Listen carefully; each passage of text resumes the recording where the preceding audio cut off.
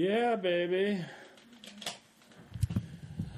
That's little Licorice Alive action there, folks.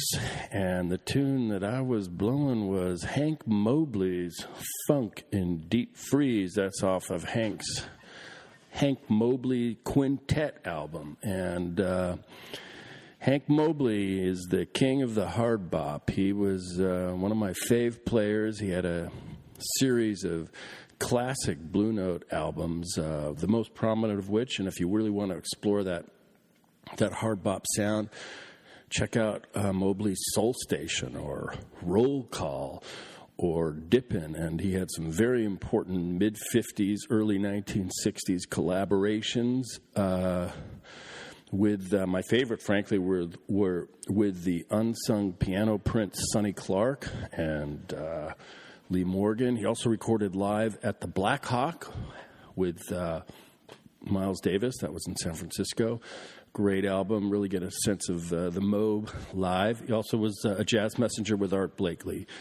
But if you really want to hear the quintessence of that late 50s sound, Mobley was the man. You know, he was smooth, he was fluid, and he really, through that tenor sax, was the musical essence of hip.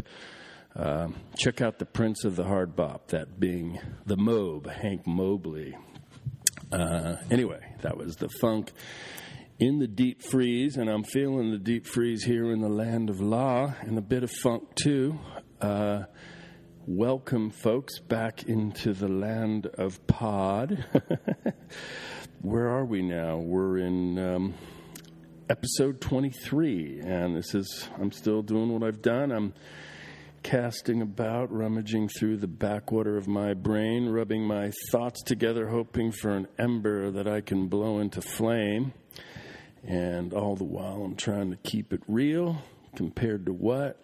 I don't know. Let's see. Yeah, I'm coming up on what I think is nearing really the end of my first season of Rebel Without Applause.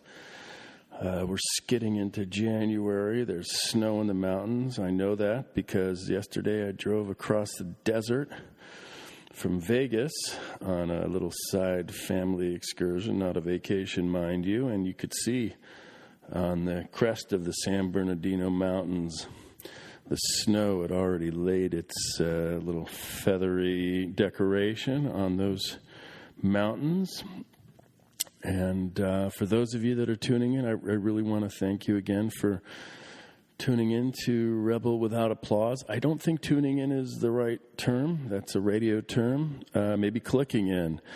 I want to thank you nonetheless for listening, and I mean that because I have no illusions about this exercise.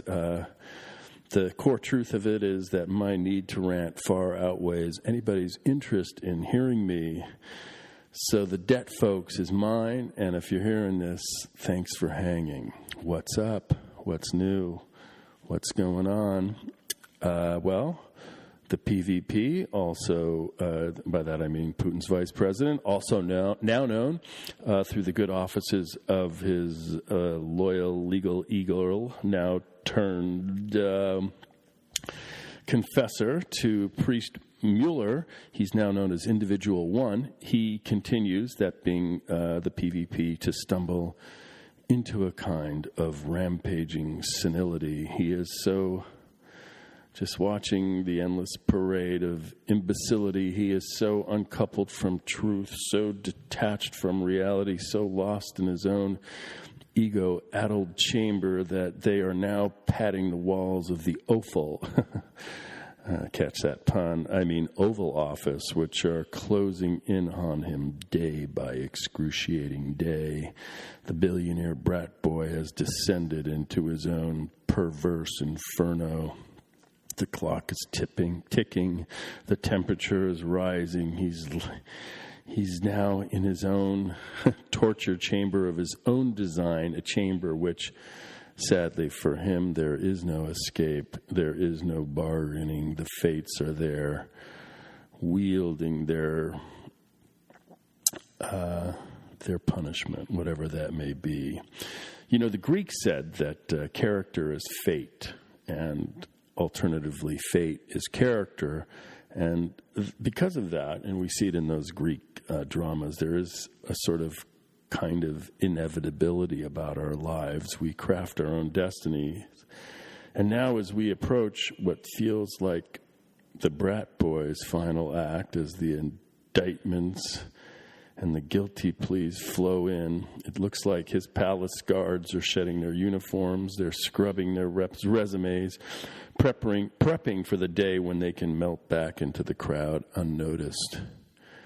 And whilst his most inner of circles, his drone-faced loyalist, those folks, there is no option for them. They're just readying their cyanide pills.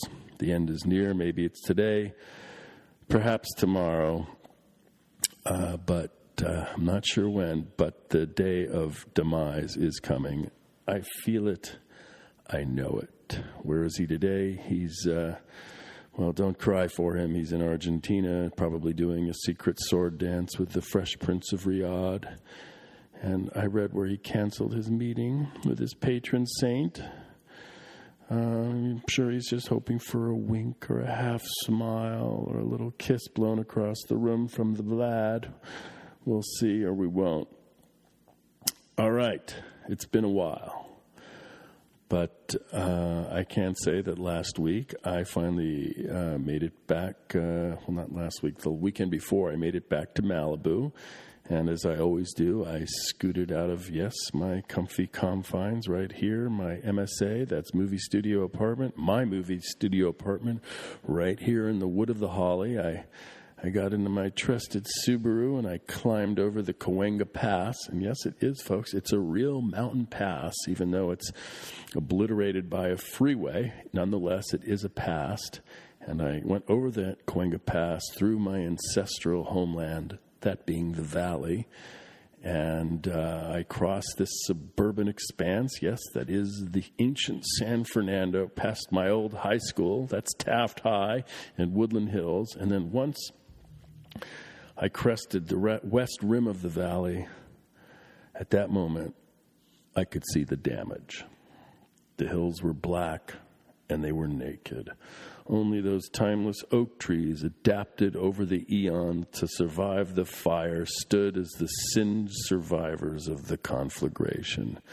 I motored along the freeway past melted guardrails and fallen power lines reduced to stringy black goo.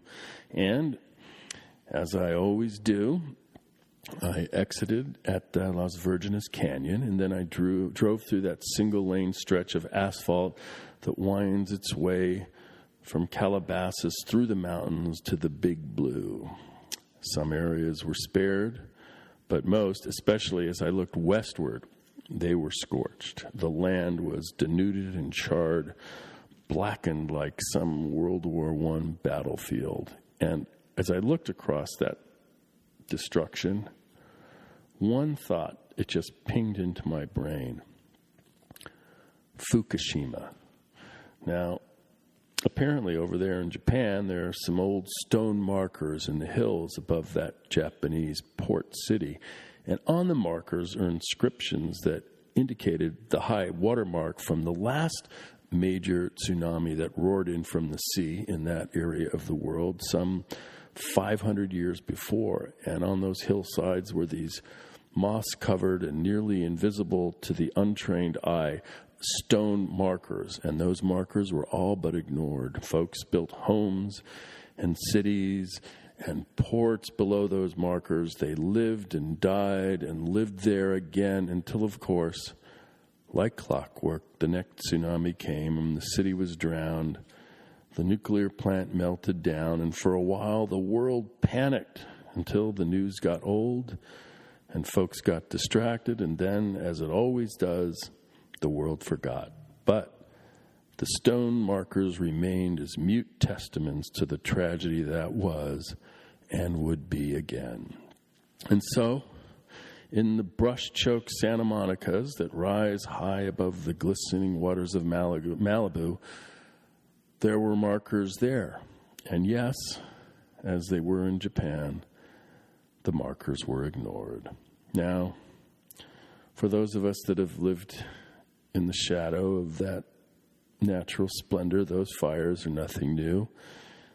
They arrive as regularly as the tides. Before even the arrival of the Spanish, those cross-bearing conquistadores, the Chumash and the Gabrielino Indians that lived there and traversed those hills, they used to set small brush fires, and they set those fires to clear the thick growth that accumulated there every year to prevent the catastrophic fires. So those folks knew that with little fires, we could prevent the catastrophic fires, and they could preserve their splendid backyard. But once those kindly missionaries from Spain arrived, they put an end to that sort of stewardship of those mountains, and they also put an end to those Indians. They built missions and stuffed them in there, and today we call them missions, but they were probably the more appropriate definition for those little Catholic outposts would be plantations or concentration camps or work farms. But we call them missions. And so the Spanish put an end to that kind of resource husbandry through fire that those Chumash and Gabrielino folks practiced, and they set upon the larger practice of fire suppression. And then later, sailing up the coast, in 1835, a young sailor, one Richard Henry Dana, he was a merchant prince, a Harvard boy from Boston, son, yes, of a Declaration of Independence signer. He was on a sailing ship. It was a ship that traded in hides, and they accumulated hides up and down the California coast, ultimately sailed back to Massachusetts, where there was a burgeoning tanning industry, and that wasn't tanning lotion, but tanning meaning the preparation of leather for all manner of goods. Anyway, this guy, Richard Henry Dana, was on this sailing ship up and down the coast, and he was anchored off his ship in the northwest reaches of the Santa Monica Bay. And from the deck of that ship, he observed, as he wrote so beautifully and clearly in his classic memoir, 2 years before the mast. It is a must-read recommendation for me.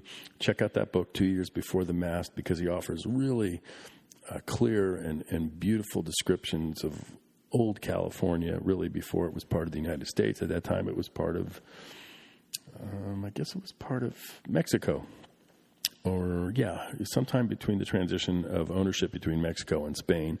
Anyway, he's there on this sailing ship, and he's on the deck, and he's anchored off the Malibu, Topanga, Sesquit land grant area, which is the huge crown of those Santa Monica Mountains overlooking the beautiful Pacific, where he was anchored, and he observed from the deck, and he writes about it in the book, a ring of fire tearing down the hillsides of Malibu to the sea. So, folks, yes, since time immemorial, like clockwork, every other decade or so, the fires come. They come in the fall between Labor Day and Thanksgiving, when the heat and pressure rises from the desert and the hot air rolls over the San Gabriels and pours down into the mighty empty basin that is the San Fernando, yes, the valley.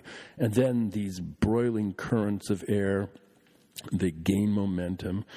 And by the time they reach the ex-urban upper-class enclaves of Calabasas or Thousand Oaks or Westlake, they become riverine torrents of hot air that funnel into the canyons and accelerate into turbocharged cyclones of fury and energy. Add a spark to that mix, and yes, folks, you have an apocalypse. And so, almost a month ago, on the heels of a mass murder in Thousand Oaks, the apocalypse came. It roared and burned and melted from the 101 freeway to the Pacific Coast Highway, through 13 miles of canyon and valley, mountaintop and meadow. Those flames reduced those mountains to smoldering black ash. And then, as they always do, decade after decade, generation after generation, yes, even century after century, those winds howled and the fires burned. Now, I am trying to make some kind of poetic sense of what had happened. I'm channeling my inner John Fante. He wrote a great novel called Acid Dust, which was his sort of reference to those Santa Ana winds that burned across the cityscape of L.A. He actually later retired and lived in Malibu. Anyway, trying to make sense of some kind of poetic sense of what happened, but frankly, I don't know if that's at all possible. The only thing I know is that after each one of these fires, the same thing happens. Yep. And then as they do after each and every fire, as the hills are denuded and the warning is clear, the people are traumatized, what happens? The speculators grab, the surveyors partition, and then the developers and the contractors invade. First, it's the pickup trucks and porta potties. Then the bulldozers rumble in, and in the blink of an eye, sticky fingers of asphalt extend higher and higher into the farthest reaches of our local wilderness. The canyons get terraced, the sewage pipes laid, and the power lines strung, and then finally, inevitably, even those movie star monuments to ego and excess, those palaces of privacy and privilege are built row upon row atop the other, complete with pools and jacuzzis, tennis courts and horse stables. They loom like medieval fortresses over their brushy dominions. And these fortresses, these castles extraordinaire, they're all protected by a loyal army of security guards armed with walkie-talkies and guns and their very own squad cars painted in their own very special designs. Yep, the gates and guardhouses, they could keep out the tourists, the urbanites and the vals, and most especially the brown people, unless, of course, those brown people were gardeners or maids or, in my case, intrepid surfers who, like myself, knew the shortcuts and cut-throughs to those uncrowded private breaks surrounded by those castles. Some of those private breaks are like Latigo Point or Little Doom. Yep, those gates, folks, surround those castles, and I can say with absolute confidence, they have kept the riffraff out until the wind howled and the flames followed, and their 24/7 guarded and gated paradise became an infernal landscape from hell. And then those folks needed all the help they could get. And as usual, they got it. Our tax dollars flowed. Fire trucks from the far corners of the state converged. Super scoopers dropped water bombs and retardant from the sky. But sadly, for those in its fiery path, the flames obey only one master, and that master is the wind. And so the flames from Point Doom to Point Magoo took their savage toll. Anyway, last week, after that savage toll was taken, the roads were finally open, and as I said earlier, I made it back to my home away from home. Surfrider Beach in the Boo. It's that little corner of public beach space just north of the pier, which somehow miraculously was untouched by the fire. Anyway, we were there, a group of us, and we had a paddle out for one of our Malibu surfer tribe who was felled by cancer some weeks before the fire. Her name was Mia Rucker. Yep, and she passed, and she was a blonde cutie of around 45 years who, frankly, I love to flirt with and hang with and surf with. And I hadn't seen her in about a year. And then, I guess, 4 or 5 weeks ago, I saw a notice on the wall that Mia had passed. I had no idea that she was sick. But I do know that Mia loved Surfrider Beach and the wave from God that rakes that point. So many Sundays I'd seen her there, all smiles and sexiness. Her nice little body held tightly in her cute bikini, or when she was in the water wrapped in a skin-tight suit of neoprene. Anyway, we all assembled on the beach and reminisced about Mia. Then we grabbed our boards and paddled out towards the end of the pier. Straddling our boards, we grabbed hands and formed a circle. And as is the custom for a lost member of the surfer tribe, we tossed roses into the center and splashed and screamed for Mia, our lost surf sister of the soul. Then, as if on cue, a slight breeze rose out of the west and the roses scattered. We paddled across the cove as a micro mini swell was peeling off the point, and lucky few of us caught a wave, as I did, and then I paddled back to the shore. And that is my little short installment of episode 23. And by the way, a little literary reference, if you're interested in the cultural, environmental history of Los Angeles, check out this guy, Mike Davis. He wrote a spectacular book, The City of Quartz. It's kind of a Bible to understanding sort of the geography and the real estate reality of our city. Another great book I wanted to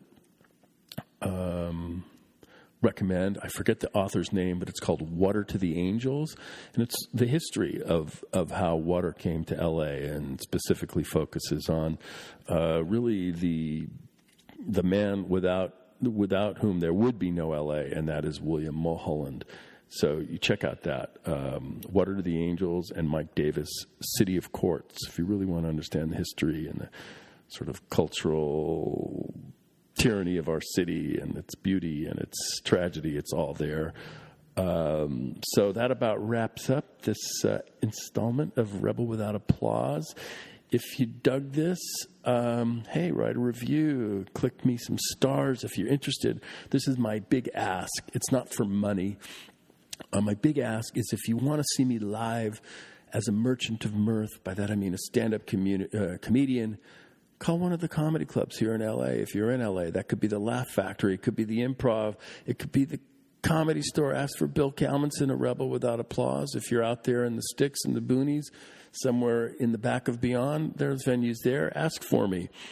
And I would appreciate it. Other than that, I wanted to, once again, to bookend this little expression, thank you for listening. I so appreciate it. And one final note, next week, on my next installment, I'm going to take a risk. I saw a play called Huey by Eugene O'Neill last week or the week before, and it was done by Mr. Dennehy. It's a great performance, and I think I'm going to do a podcast version of the said play, Huey by Eugene O'Neill. But I'll talk about that in the intro next time. Until then, adios. Goodbye and adieu.